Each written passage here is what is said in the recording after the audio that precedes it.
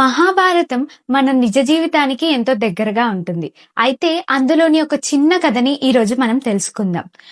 యుద్ధం జరిగిన తర్వాత ధృతరాష్ట్రుడు శ్రీకృష్ణుడిని అడుగుతాడు ఏడుస్తూ. 100 మంది కుమారులను కోల్పోయిన బాధలో శ్రీకృష్ణ, నేను ఏం పాపం చేశానయ్యా ఏ జన్మలో? ఎందుకు 100 మంది కుమారులు నాకు లేకుండా పోయారు? అందులో ఒక్కరు కూడా బతికుండా అయిపోయేది అని అడుగుతాడు.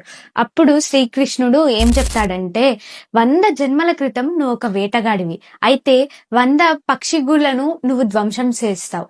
అప్పుడు ఆ పక్షి తండ్రి ఎంత బాధపడ్డాడో ఆ బాధ నువ్వు ఇప్పుడు పడుతున్నావు అని చెప్తాడు. అయితే గాంధారి కూడా శ్రీకృష్ణుడికి శాపం ఇస్తుంది కదా, ఆ విషయం మనందరికీ తెలిసిందే. అయితే నా వంశం ఎలా అయితే నాశనం అయిపోయిందో నీ వంశం కూడా అలానే నాశనం అయిపోవాలి అన్నట్టుగా శాపం ఇస్తుంది.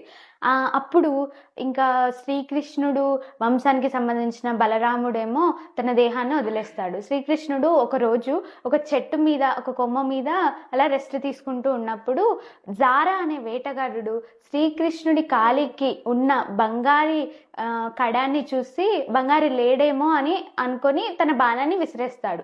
అయితే ఆ జారా అనే వేటగాడు ఎవరంటే, పోయిన జన్మలో శ్రీకృష్ణుడు శ్రీరాముడు కదా.